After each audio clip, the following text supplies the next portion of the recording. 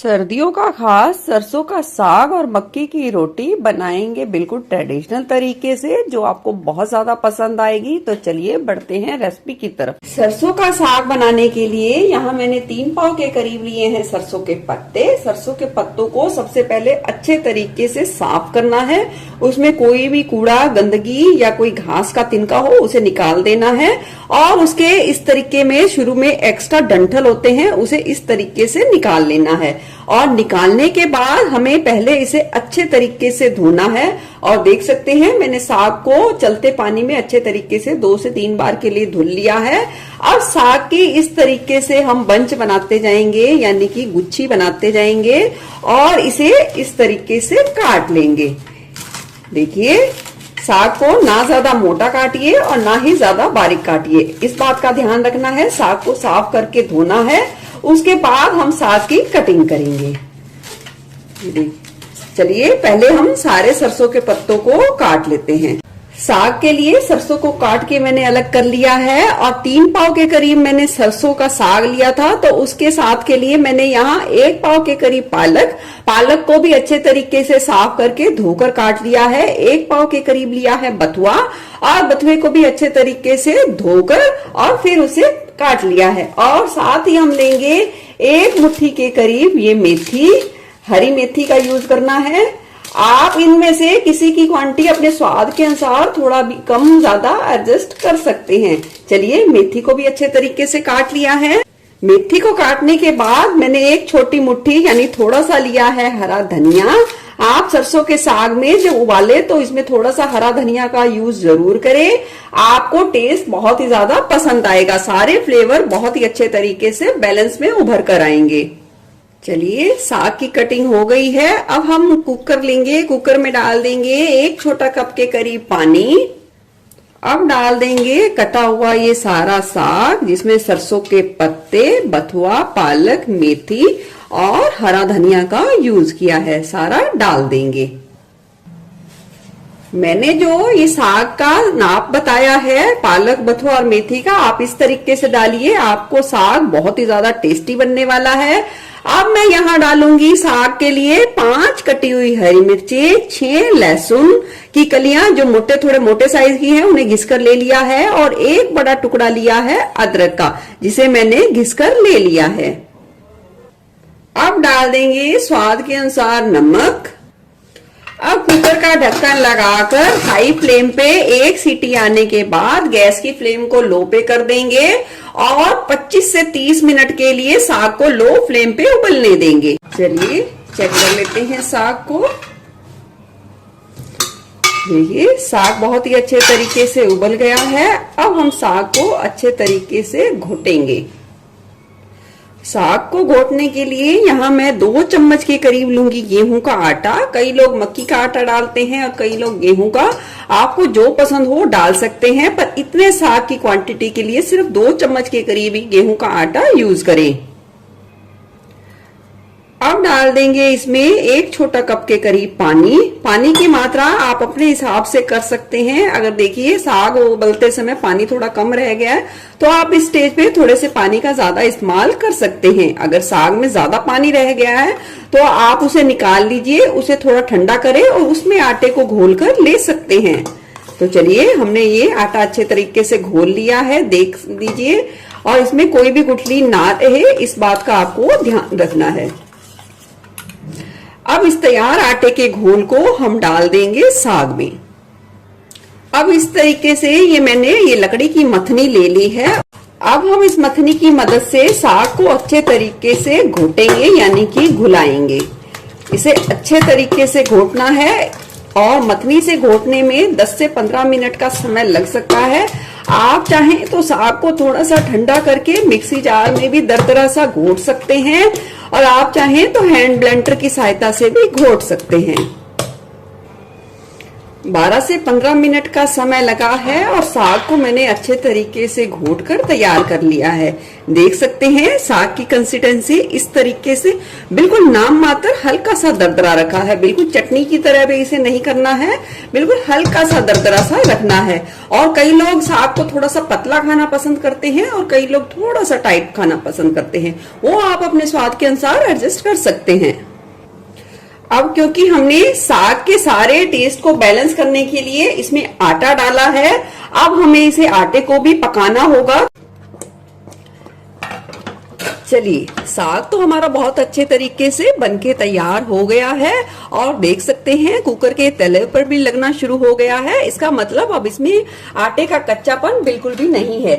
जब साग इस तरीके से खदकने लगे तो आप इस पर कोई ढक्कन जरूर लगाएं, या कुकर का या प्लेट का, क्योंकि जब साग उबलता है तो उसके छींटे बहुत दूर तक फैलते हैं। इससे आपका किचन काउंटर, गैस और किचन की दीवार गंदी हो सकती है और वो छींटे सूखने के बाद बिल्कुल भी नहीं निकलते, बहुत परेशान करते हैं।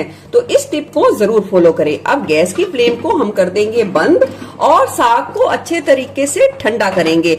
आप इसे ठंडा करने के बाद ही तड़का लगाएं, या आपको जब खाना हो आप इसे थोड़ी देर पहले जरूर बनाकर रखें। इससे क्या होगा, टेस्ट बहुत ही ज्यादा बढ़िया उभर कर आएगा। आप इस टिप्स को भी जरूर फॉलो करें। तो चलिए, मैं साग को थोड़ी देर बाद ठंडा करने के बाद तड़का लगाऊंगी। साग को बनाकर रखे 3 से 4 घंटे का समय हो गया है। तड़का लगाने से पहले साग के कॉम्बिनेशन में बनाएंगे मक्की की रोटी। यहाँ मैंने एक मीडियम साइज की कटोरी ले लिया है मक्की का आटा। छोटा 3 चम्मच ले लेंगे यहाँ गेहूं का आटा। लेंगे थोड़ी सी कद्दूकस की हुई मूली, डालेंगे थोड़ा सा नमक या अपने स्वाद के अनुसार। अब सभी चीजों को मिला लेंगे क्योंकि मूली अपना पानी छोड़ेगी और उस हिसाब से हम आटे में आगे चल के पानी का यूज करेंगे। अच्छे तरीके से मिला लिया है। मिलाने के बाद आटे में थोड़ा थोड़ा पानी डालकर आटे को पहले हम इकट्ठा करेंगे। आटे को इकट्ठा करने के बाद मुट्ठी का प्रेशर देते हुए आटे को हम 3 से 4 मिनट के लिए अच्छे तरीके से गूंथ लेंगे। मक्की के आटे की रोटी बनाने के लिए मक्की का आटा जो लगाएंगे वो ना ज्यादा सॉफ्ट होना चाहिए और ना ही ज्यादा हार्ड होना चाहिए। तो इस तरीके से हमें अच्छे तरीके से गूंथ के तैयार करना है। देख सकते हैं आटे का टेक्सचर बहुत ही अच्छे तरीके से गूंथ के तैयार कर लिया है। अब इसे रेस्ट के लिए 5 से 7 मिनट के लिए ही रखेंगे, ज्यादा नहीं। और इतने में लगा लेते हैं साग को तड़का। साग में तड़का लगाने के लिए कढ़ाई में डालेंगे 1 बड़ा कड़छी के करीब देसी घी और इसे गर्म करेंगे। घी गर्म होने पर डाल देंगे 1 बड़े साइज का बारीक कटा हुआ प्याज। प्याज को गुलाबी होने तक भून लेंगे। इस स्टेज पर आपको अगर अदरक लहसुन का स्ट्रॉन्ग फ्लेवर चाहिए तो आप इस जगह पर थोड़ा सा और भी यूज कर सकते हैं। प्याज को गुलाबी होने के बाद डाल देंगे कटा हुआ टमाटर। यहाँ मैंने 1 मीडियम साइज का टमाटर यूज किया है। टमाटर को नरम होने तक पका लेंगे। टमाटर जैसे ही नरम होंगे गैस की फ्लेम को तुरंत ही हमने लो पर कर देना है और डाल देंगे इसमें अपने स्वाद के अनुसार लाल मिर्च पाउडर, चीरा लगी हुई हरी मिर्च, बिल्कुल थोड़े से पत्ते कटी हुई हरी मेथी के, और 2 फ्लेम पे ही अब सारे तड़के को हम 1 मिनट के लिए भून लेंगे। 1 मिनट तड़का भूनने के बाद डाल देंगे हम साग। मैं यहाँ आधे साग को डालूंगी। आपको जितना खाना हो आप उतना ही इस समय तड़का लगाएं और जब खाना हो नेक्स्ट टाइम तो फ्रेश तड़का लगाकर आप साग को खाएं। इससे क्या होगा, टेस्ट बहुत ही ज्यादा बढ़िया रहेगा और साग हमारा बिल्कुल नंबर 1 बहुत ही ज्यादा मस्त लगेगा। अब साग को डालने के बाद हम 2 से 3 मिनट के लिए लो टू मीडियम फ्लेम पे पकने देंगे ताकि सारे फ्लेवर साग में अच्छे तरीके से आ जाएं। चलिए देख सकते हैं फाइनल रंगत साग की कितना बढ़िया बनके तैयार हुआ है। बिल्कुल ही मखमली, बिल्कुल ही मलाईदार साग बनके तैयार हुआ है। चलिए साग हमारा बिल्कुल बनके तैयार है। अब बनाते हैं मक्का की रोटी। चलिए 5 से 7 मिनट का समय हो गया है आटे को लगा कर रखे हुए। अब हम इस तरीके से लोई बनाएंगे जिस भी साइज की आपको लेनी है, और हथेलियों के बीच इसे अच्छे तरीके से प्रेशर देते हुए टिक्की की शेप देंगे। ये देखिए इस तरीके से, और इसी तरीके से सारी लोई बनाकर तैयार करेंगे। अब तैयार लोई को सूखे मक्की के आटे से अच्छे तरीके से लपेट लेंगे। लपेटने के बाद चकले पे रख के बेलन का हल्के हाथों से यूज करते हुए हम रोटी को इस तरीके से बढ़ा लेंगे। ये देखिए मूली वाली रोटी है, फिर भी नहीं फटी है। जिस तरीके से मैंने आपको आटा लगाना बताया है, रोटी बिल्कुल भी नहीं फटेगी और बिल्कुल चुटकियों में बनाकर तैयार करेंगे। मक्के की रोटी बनाने के लिए तवे को गरम कर लिया है, और तवे को यहाँ हमने बहुत तेज अच्छे तरीके से गरम किया है। जब पहली मक्के की रोटी आप बनाए तो प्लीज तवे पर थोड़ा सा घी जरूर लगाए। इससे क्या होगा, सारी बनने वाली रोटी आगे जाके नहीं चिपकेंगी। तो चलिए डाल देंगे सिकने के लिए।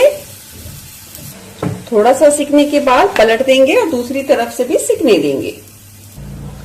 अब रोटी पे दोनों तरफ थोड़ा सा घी लगा लेंगे। कई लोग क्या होते हैं बिना घी लगाए सेकते हैं, और कई लोग घी लगा के, वो अपनी अपनी पसंद है। आप नॉर्मल रोटी की तरह बना लें या इसे थोड़ा सा घी लगाकर सेक लें, वो डिपेंड करता है आपको किस तरीके से पसंद है। अब अलट पलट कर सुनहरा होने तक रोटी को सेक लेंगे।